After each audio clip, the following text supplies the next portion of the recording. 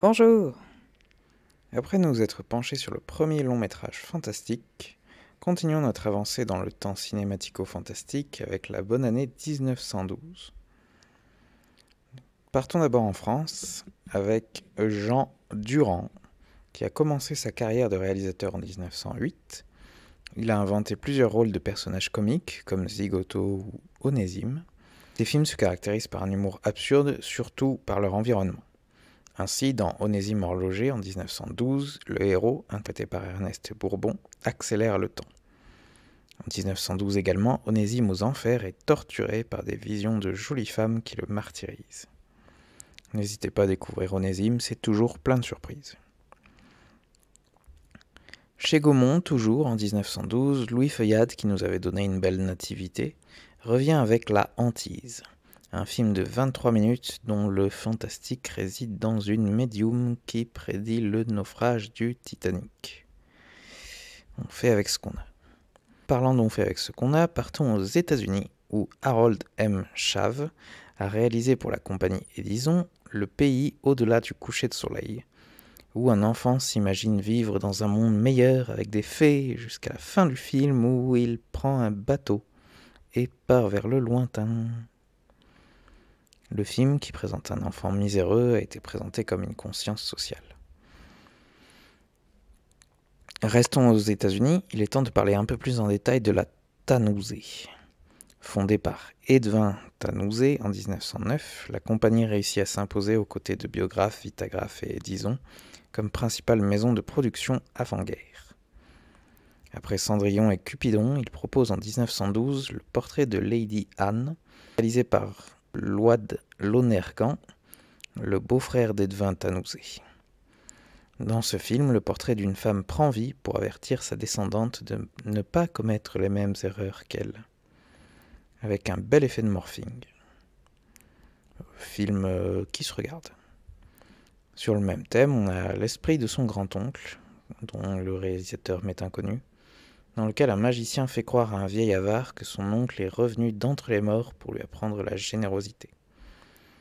Quelques péripéties un peu drôles, mais un film un peu longué.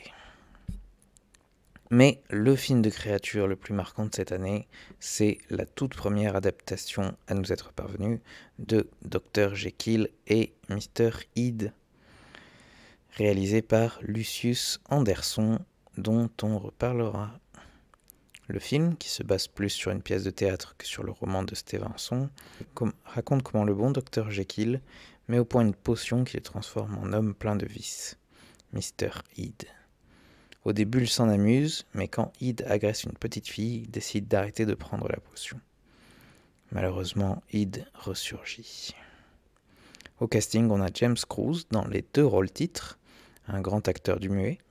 Florence Labadie, l'égérie de la biographe puis de la Tanousée, joue la fiancée du docteur, qui est à peu près inexistante dans le livre.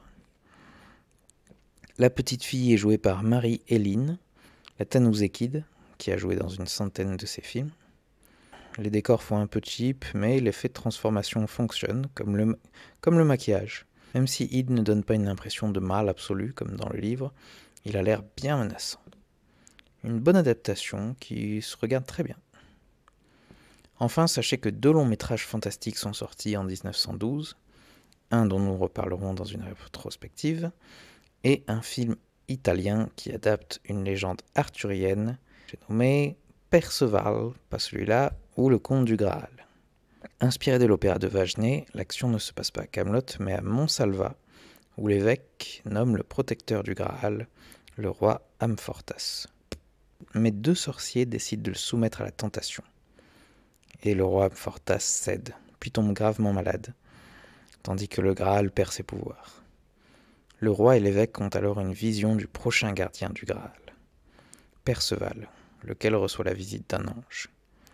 Il est alors armé et formé avant de partir en quête du Graal.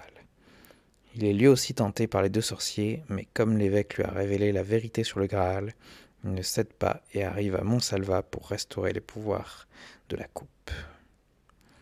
Niveau effets spéciaux, le film utilise beaucoup de fondu et de surimpression qui ne marchent pas toujours. Par exemple cette scène où Perceval ne regarde visiblement pas les fantômes. mais je reconnais que cet arrêt de caméra avec masse de figurants ou ce plan dans un miroir sont plutôt jolis. Le film est réalisé par Mario Sazerini, l'homme fort de l'Ambrosio, pas celle-là, qui a réalisé de nombreux films historiques. Scénarisé par Arrigo Frusta, le réalisateur du curieux La mer et la mort, et avec ses deux acteurs préférés, Marie-Cléo Tarlani et Oreste Grandi. Le film a de beaux décors et costumes, mais les scènes sont très lentes. Et comme je l'ai dit, les effets spéciaux ne sont pas marquants. Voilà, c'est tout pour l'année 1912. Merci d'avoir regardé cette vidéo, j'espère qu'elle vous a plu. On se retrouve bientôt, j'espère. Et sinon, bisous.